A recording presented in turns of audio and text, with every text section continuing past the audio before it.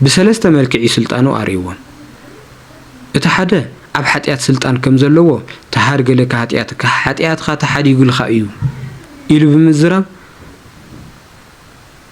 سلا حتيات زستسر السم خانو أب حتيات سلا زلوا سلطان نجيرون اتخال أيخا أو سونت زلوا سلطان تنسى ونسى أراتك وأتو بيتك بمال عرات خاتشكيم خا جزخا كيد بمال أو سونتون سلطان مهلاو السطر حقنا ينبرن ويتانا مدحنينا إيسوس كريستوس أب لبهم وحسابهم سلطان مهلاو لمن تكمزت هيليو بلبكم لمن تأخذ بلبكم كم زي تحسب لكم يلو أو لبهم سلطان مهلاو نجيروه يشعكوا كمينا لبنا فليتو الخاب حتيت خاكو أملاخ النتو مرداكو بقول لي يخلونا يرميهم جنا يكعلون كل زجور وزبلة أنصار كريستوس ينيرو بسم آب وولد ومنفس قدوس أحدو أملاك كابونا እግዚአብሔር ካብ ጎይታና ኢየሱስ ክርስቶስ ጸጋን ሰላም ንዓኻትኩም ይኹን እዚ ራብዓይ ሶሙን ዓብይ ጾሚና ዘለና መጻጉዕ በመባል ድማ ይፍለጥ ኣብዚ ሶሙን እዚ ጎይታና መድኃኒና ኢየሱስ ክርስቶስ ደዌ ስጋ በተአምራቱ ደዌ ነፍሲ በትምህርቱ ዝፈወሰሎም ገጸ ነባባት ዝንበውሉ ዝትርገሙሉ ብናይ ቅዱስ ያሬድ መንፈሳዊ ዜማ ደሞ ዝዝየሙሉ ሶሙኒና ዘለና ጎይታና መድኃኒና ኢየሱስ ክርስቶስ ከም አምላኽነቱን ፈጣርነቱን ዓለም ፈጢሩ መመጋቡ ከም ዘለዎ ኮይኑ ከም ፈቃርነቱ ሓላልነቱ ከም ርሕርሕነቱ ድማ ካብ ሰማይ ሰማያት ተወሊዱ ካብ ቅድስት ድንግል ማርያም ተወሊዱ ኣብ ሓጺር ቁመት ኣብ ጸቢብ ደረት ተወሲኑ ብችደተ እግሪ ኣብ መሬት ተመላሊሱ ብዙሕ ምግብናታት ብዙሕ ውህብታታት ገይሩ እዩ ካብኣቶም እቲ ናይ መጀመርያ ፈውሲ እዩ ንዝሓመሙ ሰባት ጥዕና ሂቡ ندق مزامرتون تعنا نكهبو أبلعي أجاننتن منافستن سلطان هيبوهم كيدو أنصحو كيدو أدحنيلو سلطان هيبوهم اتقال أواي أبز مريت زي زمجبولو تمهرتي نا نفس دحنت كنركب لأجزهر زوسد من جدنا خرد عنا እግዚአብሔር بزرد عنا ቋንቋን ባህልን ገይሩ ስለ ነገር እግዚአብሔር ምሂሩና ነሐዋርያቱን መልሱ ሆሮ መሃሩ ወስተኩላጽና ፈዓለም ዓለም ሙሉእ ከይድኩም መሃሩ ኢሉ በዘላለም በትምህርቲ በቃል ህይወት በመንፈሳዊ ቃል እንዳተመገብና ክንነብሩን ገይሩ እዩ እቲ ኻልእ እንሳል ሰዋይን ጎይታና መድኃኒና ኢየሱስ ክርስቶስ አመሬት እንዳሃሎ በተአምራት ክልተ ዓሳ ሓሙሽተ እንጀራ አበርኪቱውን ጦሚም ንዝነበሩ ሰባት ብምዕንጋል ንጥምየቶም ንስጋዊ ጉድለታት ሙሉውን ከም ዝጭነቀልና ከም ዝሐስበልና ጥራሕ ንሕናብኡ ክንተኣማመን ላብኡ ክንኸይድ ኣብ እግዚአብሔር ክንተኣማመን ከም ዘለናውን ዘርአየሎም ክፍሊ ንባባት ኣለው እዚ ኸኣ ኣብ ማቴዎስ ወንጌል ምዕራፍ 14 ክልተ ዓሳን ሓሙሽተ እንጀራ ናበርኪቱ ንብዙሓት ሰባት ንዝጠመዩ ሰባት ክዕንግል ከሎ ንርኢና እቱ ናይ መዳእታን ዝዓበየን ውህብቶ ኸኣ ዘበልዓ ስጋይ ወዘሰተየ ደሜ ቦ ህይወት ዘለዓለም ስጋይ ዝበልዐ ደመይ ዝሰተየ ናይ ዘለዓለም ህይወት ኣለዎ በመባል ዘለዓለማዊ ዝኾነ ምግቢ ዘለዓለማዊ ጥሜትና ዝዕንግል ስግኡ ዘለዓለማዊ ጽምእና ዘርውን ደሙ ናይ ዘለዓለም ምግብውን ሂውና እዩ እዚ ምግቢ መሃው ጥራሕ ዘይኮነስ ባዕሉ እዩ ዝህበና ዘሎ ስጋይ ብልዑ ደመይ ስተዩ ምናልባት ኣብ መሬት ተሓቲትና ዚመጹት ተባሂልና ዘለና ነገር ንምሃብ እግዚአብሔር እንተ ፈቂዱልና መንፈሳውያን ተኾይና ክንኽእል ንኸውን ኢና ነገር ግን ባዕልና ንኻልእ ሰብ ዝብላዕ ንኻልእ ሰብ ሕብስቲ ንኻልእ ሰብ ዝስተ ኮይና ኣብ ምቕራብ ግን ኣይንኽእልን ክንሓስበውን ኣይመጸልናን ስለዚ እዚ ምሕሳብ ዘይምኻልና ክንደየናይ እግዚአብሔር ከም ዘፍቀረና ከም ዝፈተወና ክንደየናይ ፍሉይ ውህብቶ ከም ዝሃበና ክንደየናይ ፍሉይ መግቦት ሓልዮት ከም ዘለዎውን ንምርዳእ ይጠቅመና እምበር ነቱ ስጉኡ ዝሃበና ደሙውን ዝሃበና ክርስቶስ እግዚአብሔር ኢና እንልሙኖ ዘለና እዚ እንልሙኖ ነገር እኮ ናቱ ካብ ዝኾነ ኩሉ ብኢዱ ኩሉ ብኡኡ ካብ ዝተፈጠረ ነገር ኢና ክንልሙኖ ምናልባት ገንዘብ ባረኸለይልና ንኸውን ምናልባት ሃፍተ በርክተለይልና ንኸውን ንኽእል ሙኻ ዘይሰምዐና ዶ ይመስለና ይሰምዐና እምበር ከም ዝሰምዐና እኮ ስጉኡ ብምሃብ ደሙ ብምሃብ ኣረጋጊጽልና እዩ ስጉኡ ዝሃበ ደሙ ዝሃበ ካልእ ነገር ክክልክለና እዩ ማለት ዘበት እዩ እዚ ኣብ ጸሎትና ብልብና ኣሚንና ካብ ውሽጥና ኣፍቂርናዮ መንፈሳዊ ርድኢት ሓሊና ፍቅሪ እግዚአብሔር ሓዲርና እንተለሚና ዘይወሃበና ነገር የለን እቲ ዝወሃበና እውን ተሸሪፉ ዘይኾነስ እዚ ዓለም ብሙሉኡ ክንውንኖ እዚ ዓለም ብሙሉኡ እውን ክንገዝኦሉ ንኽእል ሓይሊ ስልጣን ይወሃበና ግን እዚ ዓለም እዚ ገዛእናዮ ኣይገዛእናዮ ዝረብሕ ከም ዘይምዃኑ ግን ክንርዳእ ክንኽእል ኔና ነዚ እዩ ተወንጌል እውን ምንተ ይበቅኦ ለሰብ ለእመረብሃ ኩሎ ዓለመ ወነፍሶ ሃጉለ ሰብ ዓለም ብሙሉኡ እንተዝገዝእ ኣብ ዓለም ዘሎ ብሙሉኡ እንተዝውንን ግን ነፍሱ እንተጠፊኡ እንታይ ዋጋ ኣለዎ ይብለና ወንጌል እዚ ማለት ኣቀዲምና ለእግዚአብሔር እንተደሊና ኩሉ ለአና እዩ ነዚ እዩ ወንጌል እውን መቅደመ ህሱ መንግስት ወጽድቆ መጀመሪያ መንግስትን ጽድቁን ድለዩ ዝብለና ዘሎ ስለዚህ እንታይ ንመባልደልየ ኣብ ቅድሚ እግዚአብሔር ቀሪብና እንጥይቆ እንልሙኖ ነገር ከልኪሉና ኣይኮነን ናትና ናዘይ ምእማን ጉዳይ ናትና መንፈሳዊ ናዘይ ምዃን ጉዳይ ናትና ላብ ዓለም ናምዝምባል ጉዳይ ስለ ዘለዎ እምበር እግዚ ስጉኡ ዝሃበ ደሙውን ዝሃበ እግዚአብሔር ከልክለና እዩ ማለት ፈጺምና ክንሓስቦ ዘይብልና ነገር ፈጺምና እውን ላብ እምሮና ክመጽእ ዘይግብኦ ነገር እዩ ስለዚ ብዙሓት ውህብቶታት እዩ ካብቶም ውህብቶታትን መግቦታትን ሓዲኡ እንታይ እዩ ኢና ንብል ዘለና ፈውሲ ኢና ንብል ዘለና ቅድስት ቤተ ክርስቲያን ከዓ እዙ ናይ መድኃኔ ዓለም ኢየሱስ ክርስቶስ ፈውሲ ስጋ ኾነ ፈውሲ ነፍሲ ዝሕሰበሉ ዘመን ብትክክል ልክርዳእና ብትክክል እውን ኣሰር መንፈሳዊ ሓይሊ መንፈሳዊ ዕጥቀት ዓጢቅና ክንኸይድ ኣብዚ ሰሙን እዚ ዝንበቡ ንባባት ቅድስት ቤተ ክርስቲያን ፈልያ ዘቀመጠቶም ስለዚ ነገር እዚ ዝገልጹ ብዙሓት እዮም ካብቶም ዝንበቡ ንባባት እቲ ሓደ ዮሐንስ ወንጌል ምዕራፍ 5 ካብ ፍቅዲ ሓደ ጀሚርና እንረኽቦ ታሪኽ ኣብዚ ሰሙን እዚ ክንበብ ክትርጎም ክትንተን ቅድስት ቤተ ክርስቲያን ፈልያ ከም ስርዓት ኣቅሚጣትልና ኣላ ኣብዚ ታሪኽ እዚ ሓደ 38 ዓመት ሙሉእ ኣብ ዓራት ብሕማም ምኽንያት ዝተቀመጠ ድሕነት እንዳተጸበየ ዝነበረ ካብ ጎይታና መድኃኒና ኢየሱስ ክርስቶስ ረኺቡ ከዓ ትድሕን ትደሊ ዲኻ ከም ዝበሎ ሰብ የብለይን እምበር ኢሉ ክድሕን ከም ዝደሊ ሓሳቡ ምግላጹ ጎይታና መድኃኒና ኢየሱስ ክርስቶስ ከዓ ተንስእ ወንሳ ዓራተከ ወሁር ተስእ ዓራትካ ተሸከምሞ ኪድ ኢሉ ን38 ዓመት ሙሉእ ዝተሸከመቶ ዓራቱ ተሸኪሙ ንክኸይድ ምግባሩ ታሪኽ ንረክብ ሎቱ ስብሃት እዚ ታሪኽ እዚ ክንርኢ ከለና እቲ ዝገብሮ ዘሎ መን እዩ ዝድሕን ዘሎ ጎይታና መድኃኒና ኢየሱስ ክርስቶስ ዝድሕን ዘሎ ን38 ዓመታት ሙሉእ ኣብ ዓራቱ ብሕማም ምኽንያት ድሕነት እንዳተጸባበየ ዝቅበጥ ዝነበረ ሰብ ኢና ንብል ዘለና ሕዚ ጎይታና መድኃኒና ኢየሱስ ክርስቶስ ትብል ተለና ንዓርሱ ዝኾነ ዓውዲ ኣለዎ ንዓርሱ ዝኾነ ፍትሒት ኣለዎ 38 ዓመት ኣብ ሕማም ዝነበረ ሰብ ክብል ተለና እውን ንዓርሱ ዝኾነ ፍትሒት ኣለዎ ስለዚ ኣብ መጽሓፍ ቅዱስ ዘለዉ ጽሑፋት ኣብ መጽሓፍ ቅዱስ ዘለዉ ታሪኻት ኣብ ዓውዶ ሞእቲና ክንትርጉሞም ከለና እዩ ትክክለኛ መንፈሳዊ ርድኢት ዝህልወና ትክክለኛ መንፈሳዊ ልዕልና እውን እንረኽበሉ ምክንያቱ መድኃኔ ዓለም ኢየሱስ ክርስቶስ ላብዚ መሬት እዚ ዝመጸ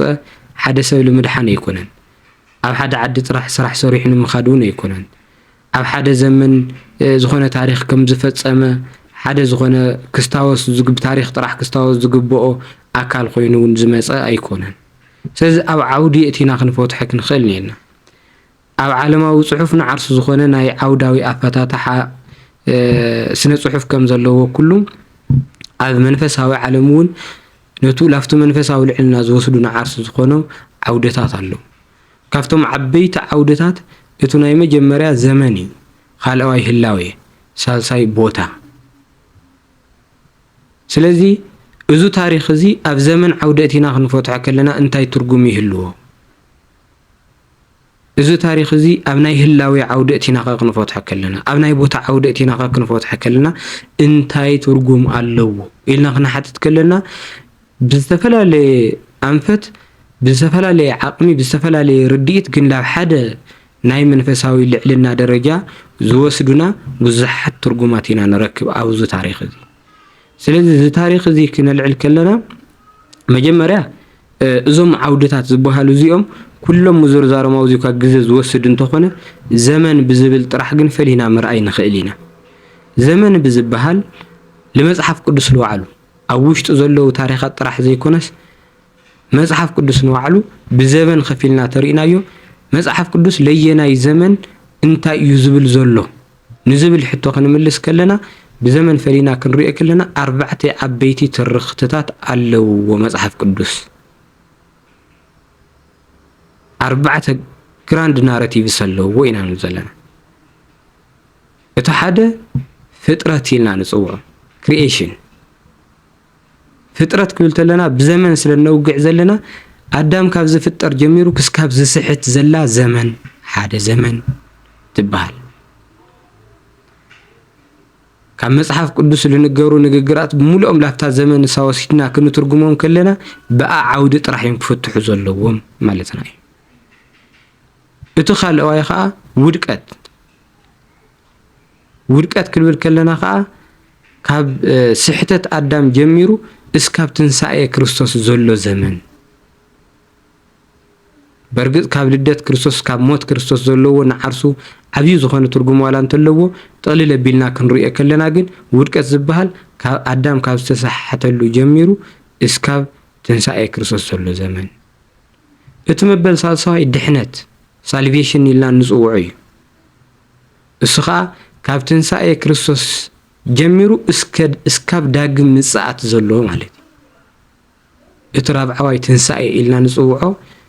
ካብ ዳግም ምጽኣት ጀሚሩ እስካብ ዘለዓለም ዘሎ ስለዚ ኣብዞም ዘመን እዚኦም መጽሐፍ ቅዱስ ከመይ ይረአ ከመይ ይትርጎም ኣየናይቱ ይውሰድ ኣየናይቱ ከይግደፍ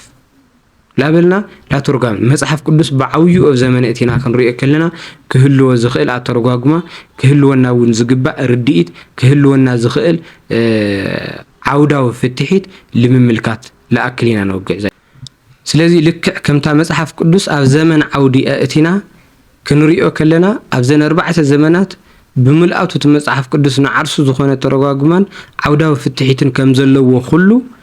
እዛ ውሽጢ መጽሐፍ ቅዱስ ዘላ ታሪኽ እዚኣ እውን ኣብዛ ዓውዲ እዚ ብምእታው ንዓርሳ ዝኾነ ትርጉም ኣለዋ ኣብ ናይ ዘመን ዓውዲ ብምእታው ኣብ ናይ ቦታ ዓውዲ ብምእታው ኣብ ናይ ህላዊ ዓውዲ ብምእታው ነንዓርሱ ዝኾነ ትርጉምና ነንዓርሱ መንፈሳዊ ልዕልና ከምፀልና ዝኽእል ትርጉም ኣለዎ ኢና ንብል ዘለና ስለዚ ጎይታና መድሓኒና ኢየሱስ ክርስቶስ መጽኡ ክንብል ከለና ዝመጽአ ንግለሰብ ኣይኮነን ዝመጽአ ንሓንቲ ዘመን ኣይኮነን ንሓደ ባህሊ ኣይኮነን ንሓንቲ ክስተት ንሓንቲ ፍጻመ እውን ኣይኮነን ጎይታና መድሓኒና ኢየሱስ ክርስቶስ ዝመጽአ ዓለም ንምድሓኒ ኣዳም ንምድሓኒ ኣዳም ዝበሃል ዘሎ ምልኣተ ሰብ እዩ ካብ ኣዳም ጀሚሩ እስካብ መጨረሻ ምጽኣት ዓለም ዘሎ ሰባት ብሙሉእና ንምድሓኒ ይመጽኡ ስለዚ ኣብ ሕድሕድ ሰባት ዝገብሮ ዘሎ ግብሪ ብምልኣት ንዝገብሮ ዘሎ ግብሪ ትእምርቲ መርአይ ንክርዳእና እውን ዝገብር እዩ ኢና ንብል ዘለና ስለዚ ከምኡ እንተኾይኑ እዚ ሰብኣይ እዚ እስኪ ኣርባዕቲኡ ብዘመን ጥራሕ ምርኣይ ኣብ ዘመን ኣቲና እውን ኣርባዕቲኡ ናይ መጽሐፍ ቅዱስ ትርኽቲ ውሽጢ እቲና ብምርኣይ ክሰፍሐና ንምርኣይ ክሰፍሐና ስለ ዝኽእል ኣብ ዝተወሰኑ ነጥብታት ኣድሂብና እንዘራረብ ለምሳሌ ኣብ ውድቀትን ኣብ ድሕነትን ዘመን ኮይና እዚ ማለት ካብ ውድቀት ካብ ስሕተት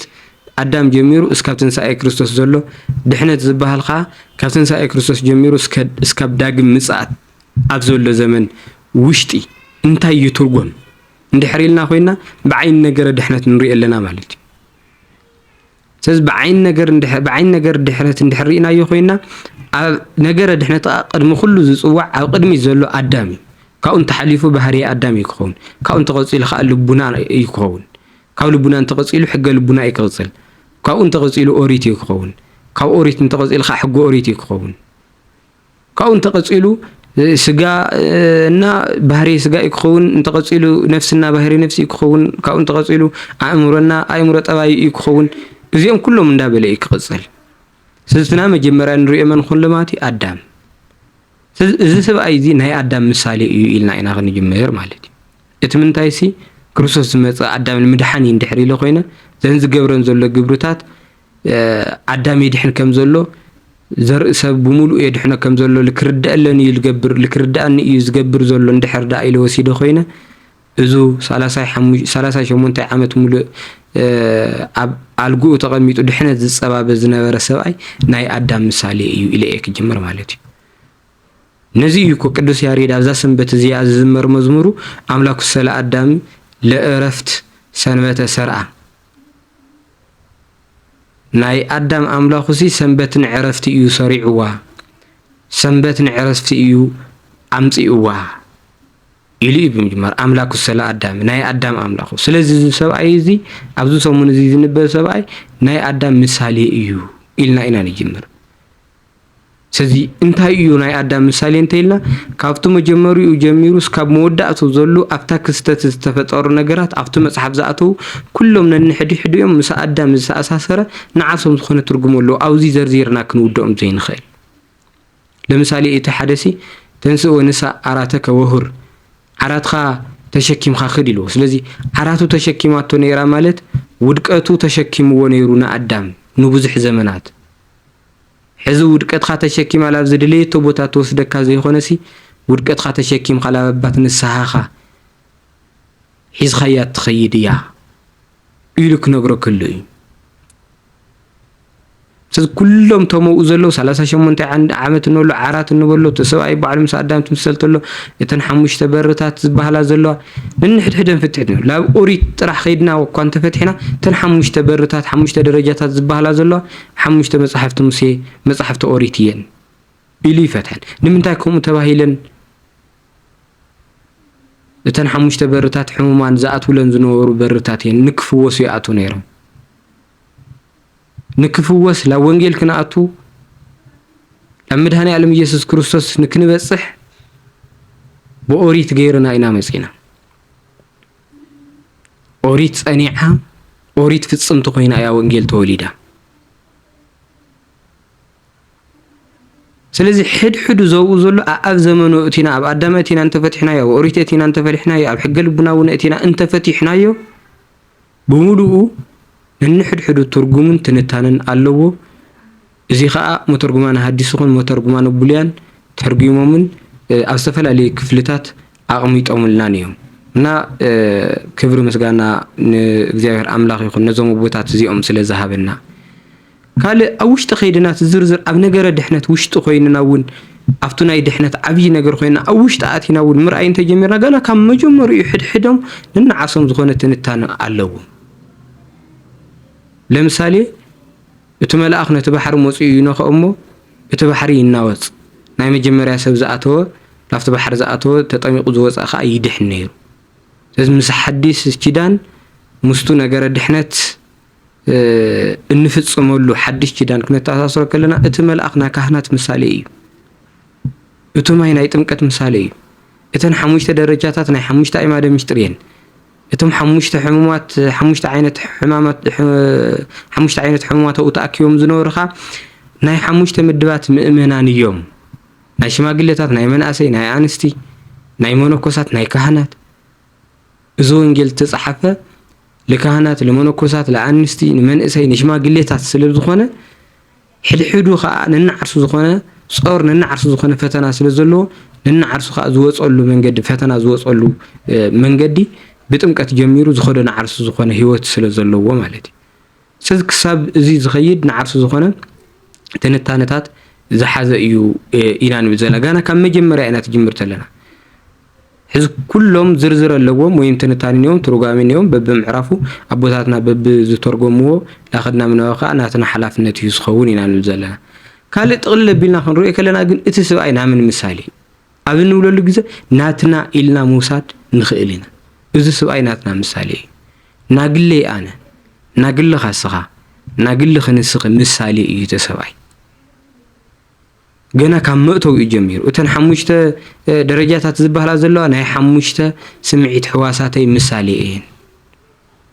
ኢለ ይወስድ ብናይ ኣቦታትና ኣተረጓጉማ መንገዲ 5 ስምዒት ሕዋሳተይ እየን بتن حموش درجات غيرو وتزحم مسافه تطنق اندحر لاو ياتو كم زنبره كله بحموشتين سمعيتات حواساتنا غيرهم زاتو ነገራት ሐሳባት አውሽጢ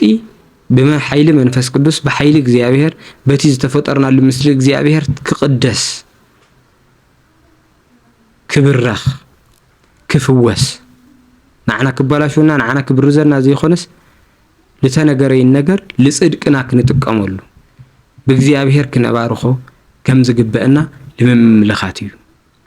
ካልእ እቲ ሰብኣይ እንተወሲድና ነዊሕ ግዜ ውፅኒሑ 38 ዓመታት ነዊሕ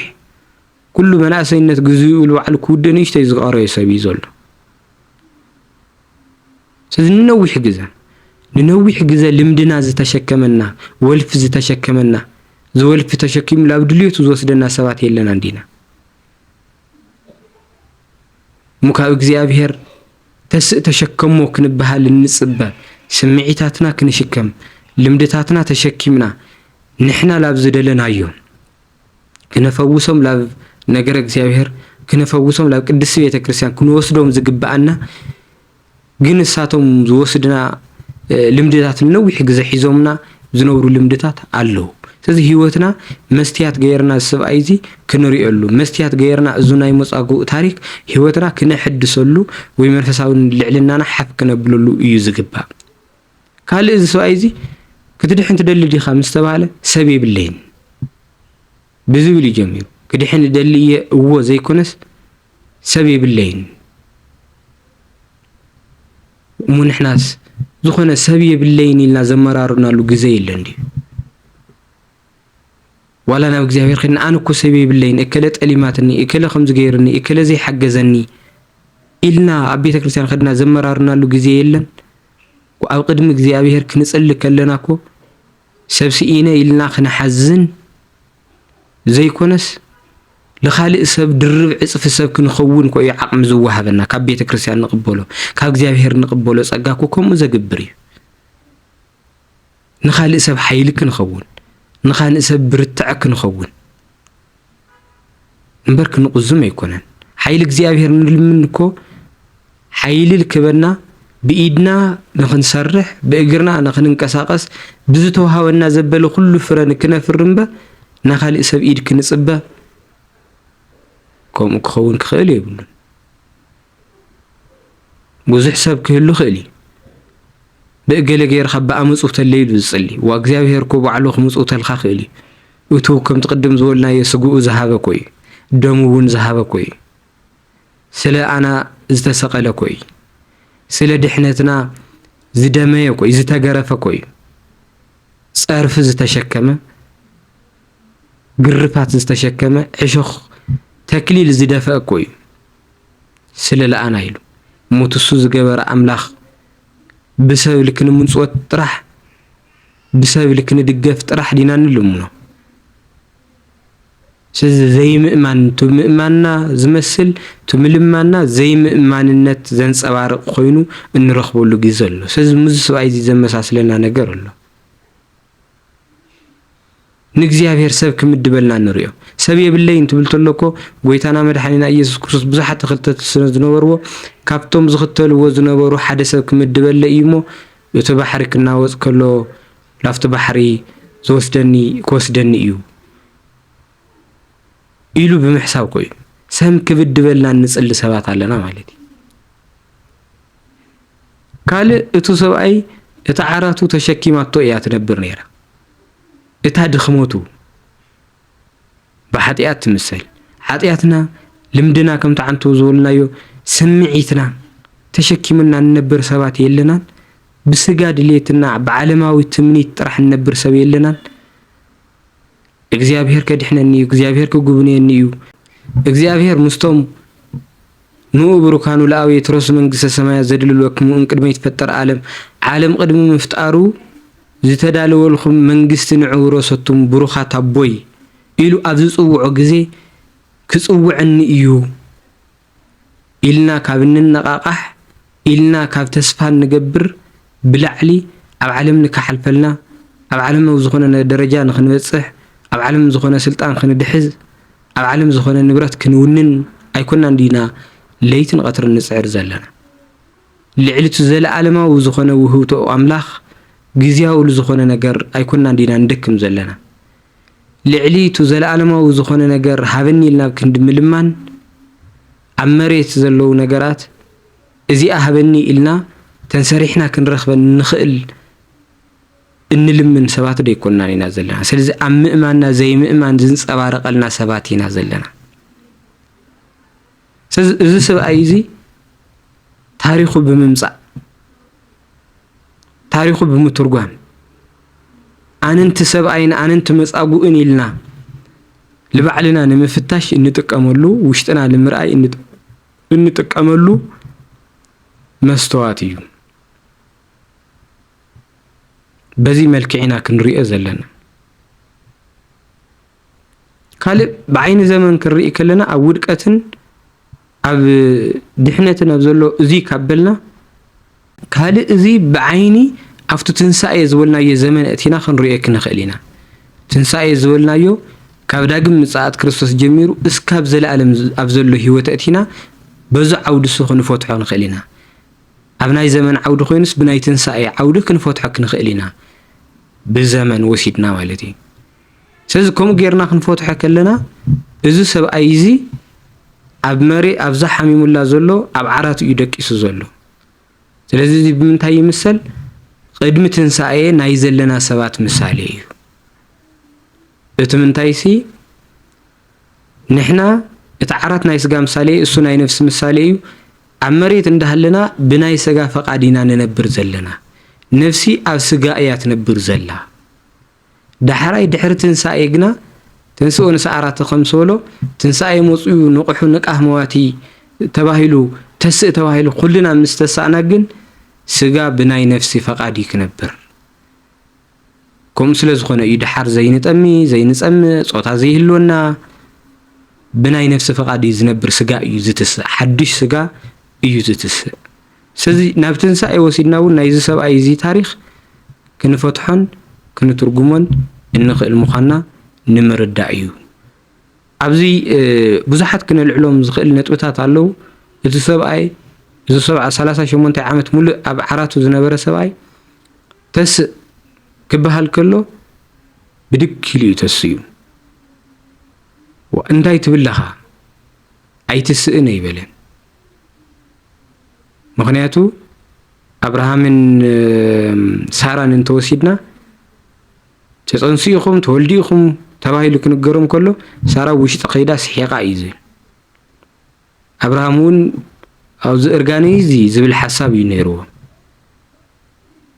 الشي إلو أي تقبلن زكارياس كهانون أب بيت مقدس نيوهانس كم زولد كنجرو كله زملو سملس انترينا كم زناي سواي زي يكونن بو مخنيات قاددان كخون زي زارب نكخون تغيرو اسكاب يوحنس زولد اسكاب يوحنس سم زوصا إذا سواي زي كن تسك بحاللو اسكبحالتلو تسي سزي كمز سبعي زي نعرف زخانة قولة تاتالو نعرف زخانة صبق نجارات النمهارو النجار الله كافت قولة ونمهارينا كافت صبق ونمهارينا إذا صبق إنه تحدقن تسق تبهالتلو تسيء يخيدو قدس بيتروتكو كابعلتات حدا معالتو قويتانا مدهينا يسوس كرسوس أب بحري أفز رامدلو جزء نعايل وس الشيء أتو مسلس أما أخل مساعته مترطار جميرو لو تمعبل مسرائيه عينو كاب قويتا دحر مسبلة يتمعبلو نداتنا وصل مسرائيو مفرح جميرو شعو مستامي جميرو إذا سبا أيزي ولا ليتو عينتنا ابنة كوريلو انتهالو تلعليلو كالي مخنيات أي دردرن سزي تسوك نبهال كلنا لو زيهر نحو تبهال كلنا نساعتو كنبهال كلنا عطيتي كنبل كنخيل يبلناي بزخالنا يفتنت لو زيهر فتقلنا كنخيل علنا قالوا قويتنا مدحانينا يسوس كريستوس تفكر انه تهيو تولو محتاتو نعرفو زخونه ترغوامي له زي فلط كوينو ايكونن ነገር ግን ሓደ ዘይፈልጥ ስጋ ከም ዝተዋሃደ ንምርዳእ እዩ ነዚኡ እቶም ሊቃውንቲ አኮ እያ ኢምሮ ህዋአተ አላ ከመያሃብ መካነ ለጥንተ ስስቢኢቱ ዘእያእምር ህዋአተ ስውር ዝኾነ ነገር ምፍላጥ ዘይከኣሎ ስጋ ከም ዝተዋሃደ ንምርዳእ ኢሉ እዩ እምበር እቲ ሕቡኣት ዝኾነ ክድሕን ከም ዝደሊ ስለ ዘይፈልጥ ወይ ዘይፈልጦ ነገር ስለ ዘለዎ ኣይኮነን። እቲ መበል ካልኣይ ግን ስለ ዝፈልጥ እዩ ከምኡ ገይርዎ እውን ኢሎም ሊቃውንቲ ይፈትሕዎ እዮም። እንታይ ይፈልጥ እንታይ ኢልና ናይ መጻእ ዘመን እቱ ኣብ ዕለተ ቀራንዮ ዝጸፍዖ ሰብኣይ ሓዲኡ እዚ ሰብኣይ እዚ እዩ። እቲ ዘድሓኖ ሰብኣይ እዩ። ስለዚ እዚ ፈሊጡ እዩ ዝዛረብ ዘሎ ድሓር ምክንያት ከስእኑ ኣብ በዓል ስለ ዘድሓነኒ ስለ ዝፈወሰኒ እየ ኣነ ዝጸፍዖ ዘለኹ ይሰቐል ዝብለኹ ኢሉ ምእንታን ከይብል ብናዓርሱ ፈቃድ ኣድሕነኒ ኢሉ ዝገበሮ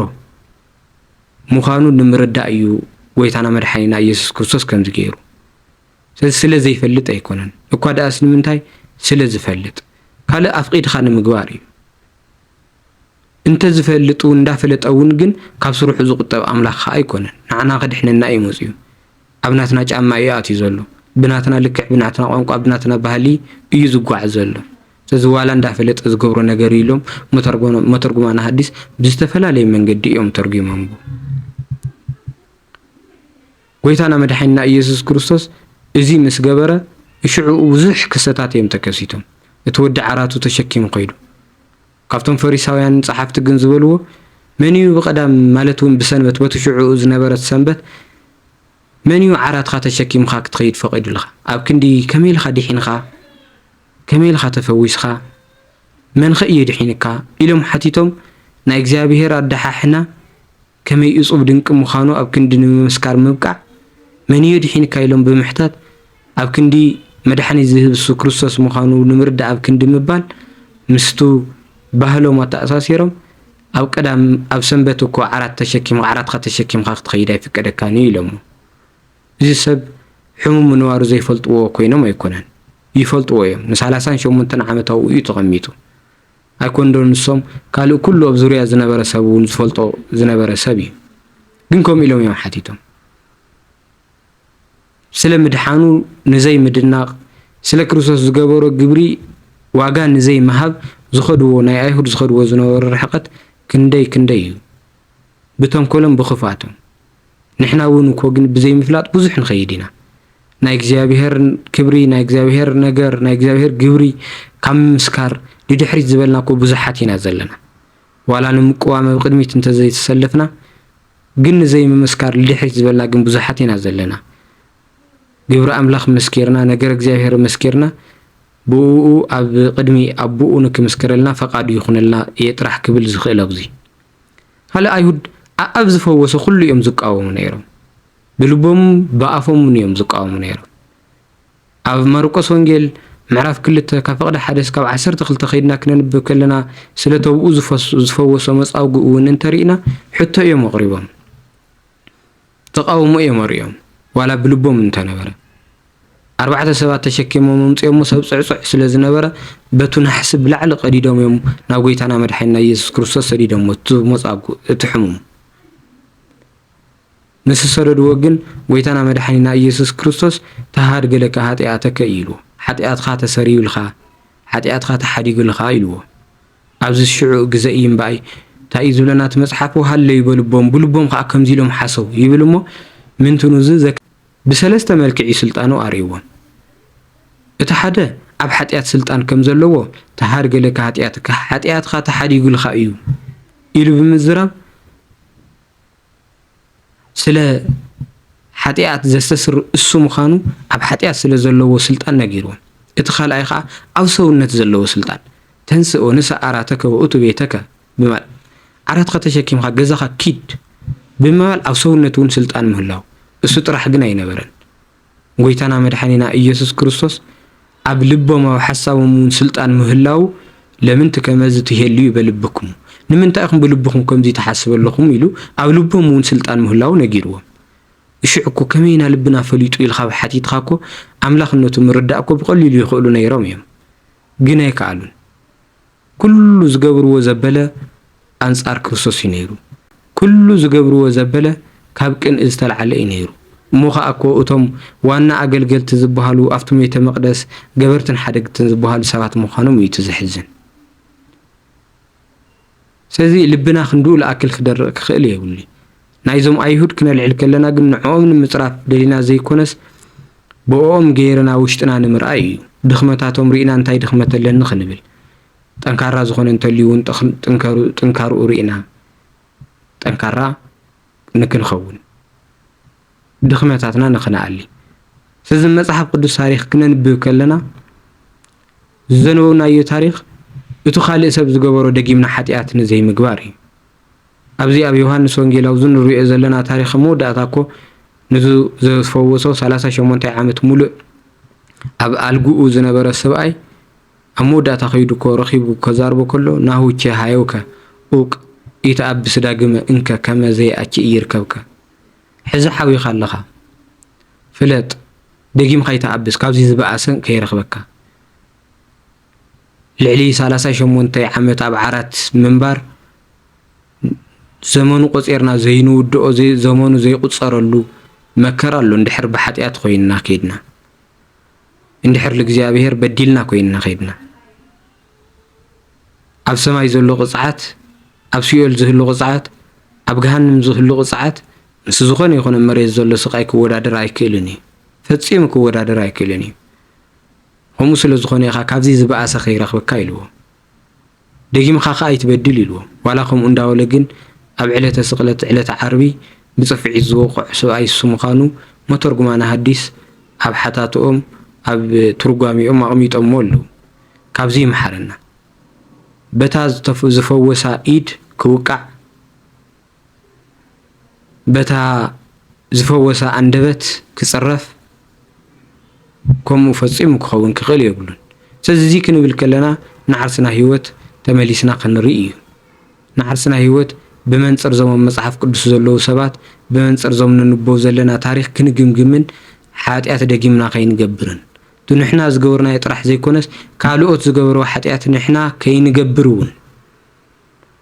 رديت كنركم انتان منفساو لعلنا ون كنركم انتاني وسبحات لእግዚአብሔር